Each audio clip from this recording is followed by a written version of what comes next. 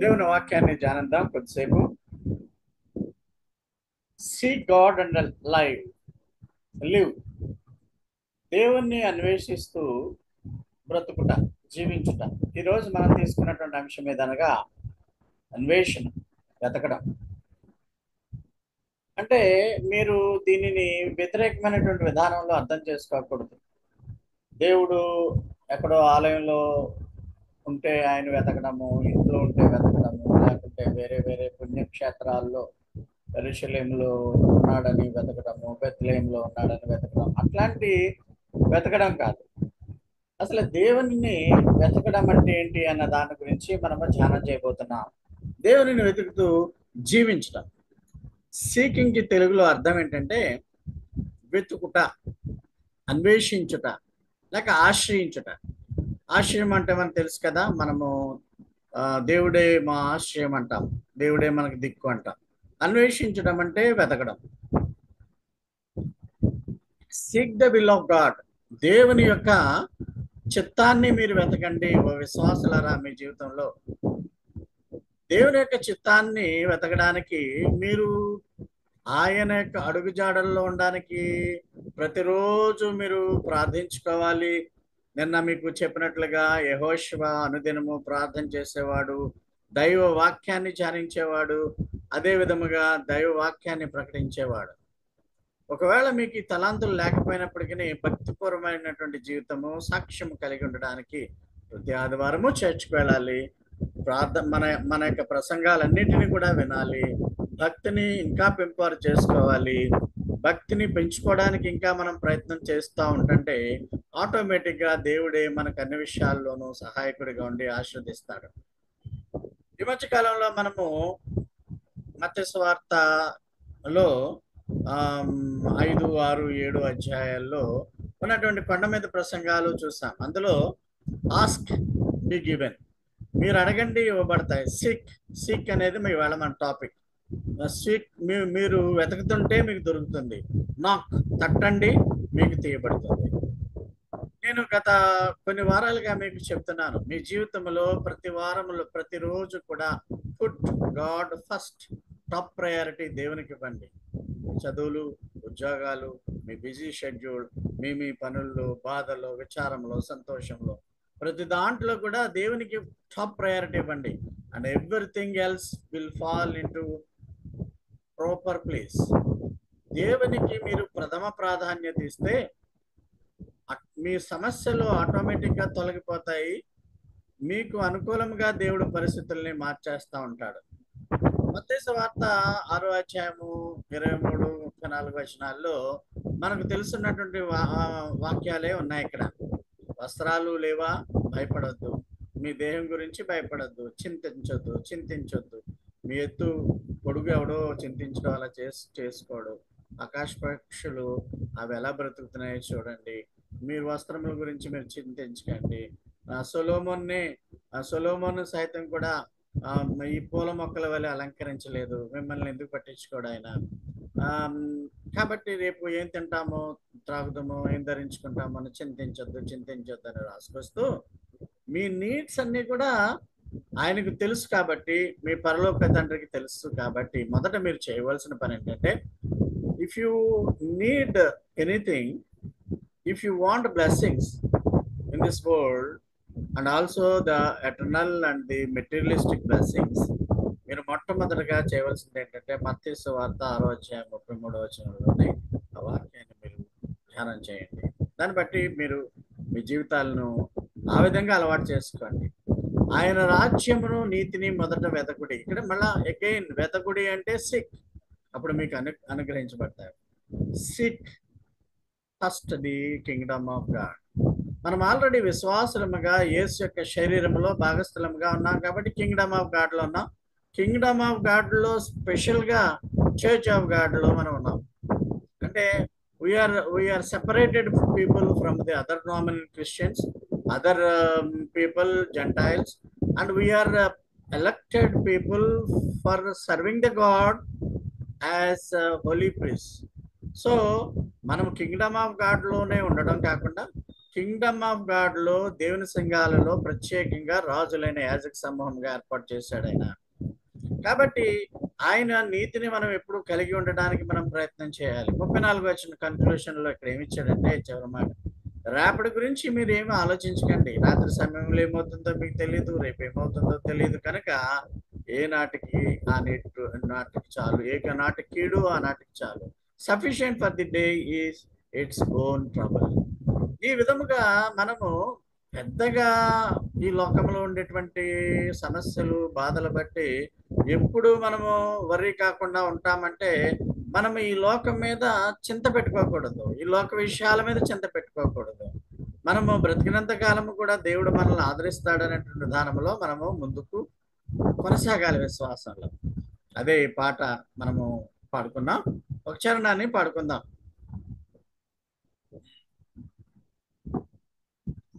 Seek ye first the kingdom of God. Sanjay. Seek ye first the kingdom of God and his righteousness, and all these things shall be added unto you. Hallelujah,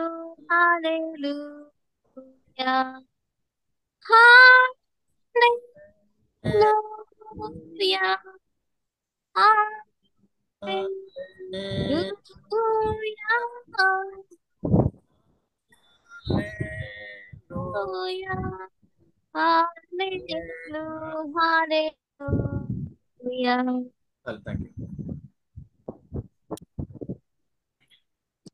మత్తయి సువార్త 6వ అధ్యాయము 33వ వచనం చూసాం. మొదట ఆయన రాజ్యాన్ని నీతిని వెతకండి అన్నాడు. అంటే వెతకడం అంటే రాజ్యంలో దేవుని యొక్క గొప్పతనాన్ని తెలుసుకోవాలి. ఇంకా మీకు క్లియర్ గా ఇంకా బాగా వివరంలో తెలుస్తుంది. అయితే సీక్ అనేటువంటి మాట ఆమోస్ గ్రంథంలో 5వ అధ్యాయంలో 3 సార్లు మనం చూడబోతున్నాం. ఆమోస్ గ్రంథం 5వ అధ్యాయం 4వ వచనంలో సీక్ మీ అండ్ లివ్, నన్ను వెతకండి మీరు బ్రతకండి అంటున్నాడు. అంటే మీరు బ్రతకాలంటే నన్ను వెతకాలంటున్నాడు. ఆమోస్ 5:6 ఏమన్నాడంటే seek the lord and live.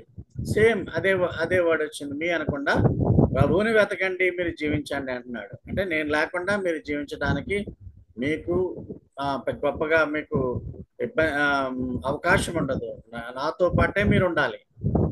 Amos గ్రంథం 5వ అధ్యాయము 16వ వచనంలో అంటాడు, మీరు seek good and not evil that you may live.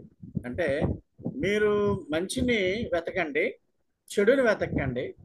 మంచిని వెతుకుతూ ఉన్నప్పుడు మాత్రమే మీరు జీవించగలుగుతారు, బ్రతుకుతారు. అంటే మనము పరలోక వాసులుగా ఈ లోకంలో ఎప్పుడు కూడా మంచిని వెతికే వరముగా ఉండాలి. Seek first his Kingdom and his righteousness. Focus on God.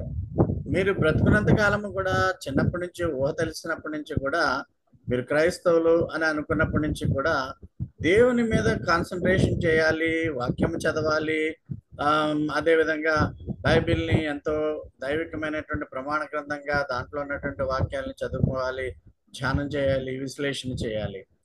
లోకంలో ఉన్నటువంటి వ్యక్తులందరూ కూడా హ్యాపీనెస్ కోసం పరుగులు పెడుతున్నారు.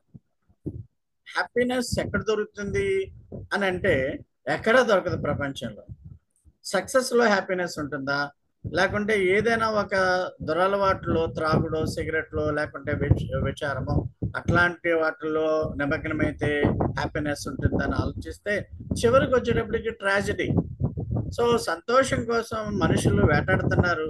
విజయాన్ని మనము ఏదో విధంగా, విద్యార్థులేమి, లేకుంటే నాయకులేమి, లేక పాస్టర్లేమి కూడా మేము అందరికంటే ముందు ఉండాలి అనే పిక్చర్లో ఉన్నటువంటి విధముగా అని సక్సెస్ కోసం ఎదురు చూస్తున్నారు, పరిగెడుతున్నారు. బట్ అది మంచి పద్ధతి కాదు.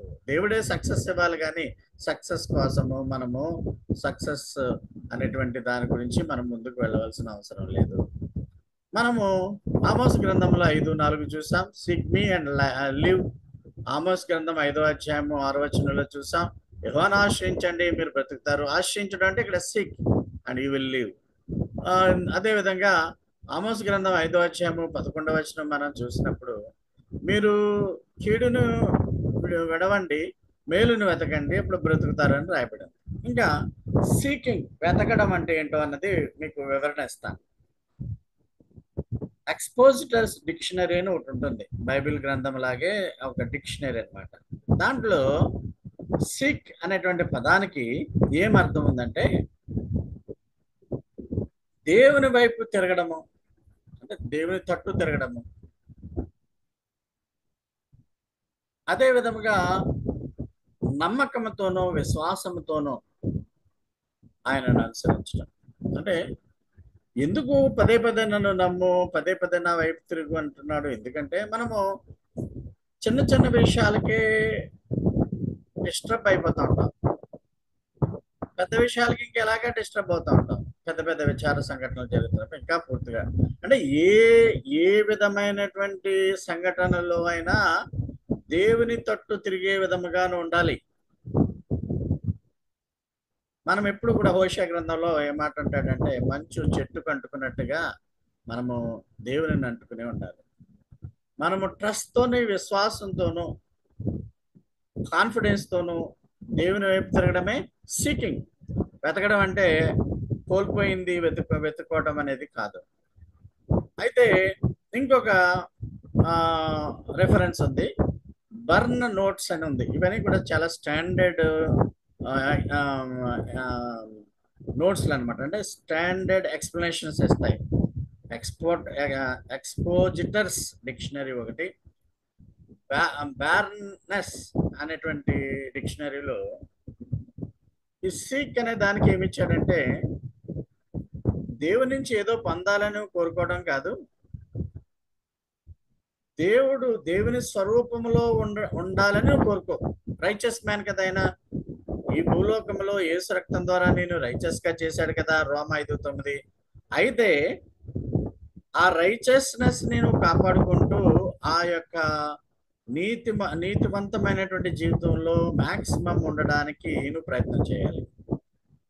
ఇది బర్న్ నోట్స్ లో దేవుని స్వరూపంలో, అంటే ఆయన నీతిమంతుడు, పరిశుద్ధుడు, ఆయనలో పాపము లేదు, యేసులో లేదు, అలాగుండండి. అప్పుడు మీరు నీతిమంతులుగా ఉన్నప్పుడు, పరిశుద్ధులుగా ఉన్నప్పుడు ఈ లోకంలో కూడా అది మనము సొంతంగా ఎలాగా చేయలేము. యేసు మనకు అది ఆయన రక్తం ద్వారా ఇచ్చాడు. అందుకనే యేసు రక్తాన్ని మనం జ్ఞాపకం చేసుకుంటూ, యేసు రక్తం ద్వారా మనం రక్షింపబడ్డాం కాబట్టి యేసే మనల్ని క్షమించాలి, యేసే మనల్ని పరలోకంలోకి వెళ్ళాలి, యేసే మనల్ని నీతిమంతులుగా మారుస్తాడు. ఎందుకంటే నీతిమంతులు మాత్రమే పరలోక రాజ్యంలోకి వెళ్తారు మహిమ శరీరాలతో. అంటే ప్రభు మధ్యాకాశానికి వచ్చినప్పుడు ఆ నీతిమంతులుగా ఉన్న వాళ్ళు మాత్రమే మహిమ శరీరాలు వస్తాయి. ఒకవేళ మృతులైపోతే పునరుద్ధానం అవుతారు, వాళ్ళకి కొత్త మహిమ శరీరాలు వస్తాయి, ఓల్డ్ బాడీ డికే అయిపోతుంది. సో అప్పుడు మనం శాశ్వతంగా పరలోకంలో జీవిస్తాం. దేవుడు శాశ్వతంగా పరలోకంలో జీవిస్తాడు, ఆయన శాశ్వత కాలం ఉంటాడు. ఆమ్ని ప్రెసెంట్, ఆమ్నిసెంట్, ఆమ్నిపొటెంట్ దేవుడు. ఆ విధంగా శక్తివంతుడైన దేవుడు, ఆయన ప్రతి చోట ఉండే దేవుడు, ఏ లోకంలోనూ పరలోకంలోనూ ఉండే దేవుడు. ఆ దేవుడు శాశ్వత కాలము పరలోకంలో జీవిస్తాడు.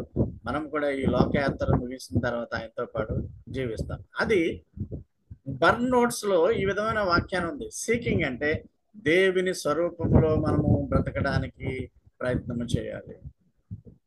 దేవుడు జీవించు అని చెప్పినప్పుడు ఏంటంటే అర్థం, నిత్యం జీవించాలి మనం.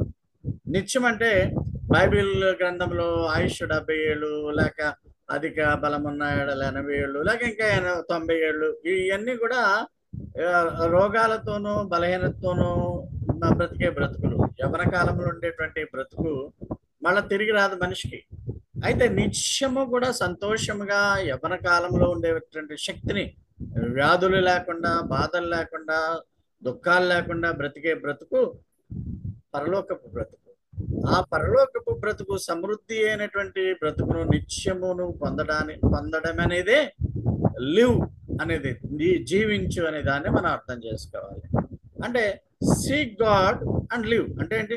దేవునిని వెతుకు, నువ్వు బ్రతుకు అంటే శాశ్వతముగా సమృద్ధి అయినటువంటి జీవితాన్ని నీవు బ్రతుకు. ఈ లోకంలో మనకి భౌతికమైన వస్తువులు ఎన్నో ఉంటాయి, అవన్నీ మనకి కంఫర్ట్ గా ఉన్నట్టుగా ఉంటాయి, కానీ అవి శాశ్వతమైనటువంటి జీవితాన్ని ఇవ్వలేవు. ఆయనలాగా మనల్ని ఈ మార్చలేవు. White shirt, white pant, white dress వేసినంత మాత్రాన మనం పరిశుద్ధులుగా ఉండలేము.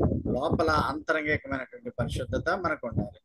ఆయనతో సంబంధాన్ని మనము మెరుగుపరుచుకోవడానికి ప్రతిదినము ఫెలోషిప్ విత్ గాడ్ మనం ఎప్పుడు కూడా ప్రయత్నం చేస్తూ ఉండాలి.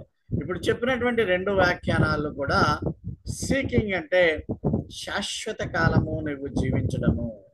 నువ్వు ఎప్పుడు కూడా దేవునిని శోధించడం అంటే ఆయన అనుసరించడానికి ప్రయత్నం చేయి, పరిశుద్ధత ఉండేట విధంగా చేయి, గొప్ప సాక్ష్యంగా ఉండేటువంటి చేయి. ఆ రీతిగా నీవు బ్రతకాలని దేవుడు కోరు. నీతిమంతుడుగా ఉండు, పరిశుద్ధతగా ఉండు, పాపంలో ఉండకు, దేవునికి అయిష్టమైనటువంటి కార్యాలు నీ హృదయంలోంచి తీసిపారాయి. యోహాను 3 ఉంటాయి పత్రిక పాఠాలు. 3:1 ఒక మంచి మాట ఉంటుంది. ఏంటంటే, ప్రియుడా, నీవు ఆత్మలో వర్ధిల్లుచున్న ప్రకారము నీవు అన్ని విషయాల్లోనూ వర్ధిల్లుచు సౌఖ్యంగా ఉండవాలని ప్రార్థన. సౌఖ్యం కదా, మనం ఈ లోకంలో సౌఖ్యంగా ఉండాలని, హ్యాపీగా ఉండాలని, వర్ధిల్లాలని కోరుకుంటాం. ఓకే, దాంట్లో ప్రాబ్లం ఏమీ లేదు. అయితే దీంతో పాటు నువ్వు స్పిరిట్ లో కూడా అభివృద్ధి పొందాలి, సోల్లో కూడా అభివృద్ధి పొందాలి. అంటే ప్రభువుతో పాటు ఉండేటువంటి నీ యొక్క ఆ ఫెలోషిప్, ప్రభువుతో పాటు నువ్వు జీవించడం. అంటే నీకు ఇంతకు ముందు చెప్పాను, యెహోషువ ఎప్పుడు కూడా టాప్ ప్రయారిటీ దేవుడికి ఇస్తా ఉండేవాడు.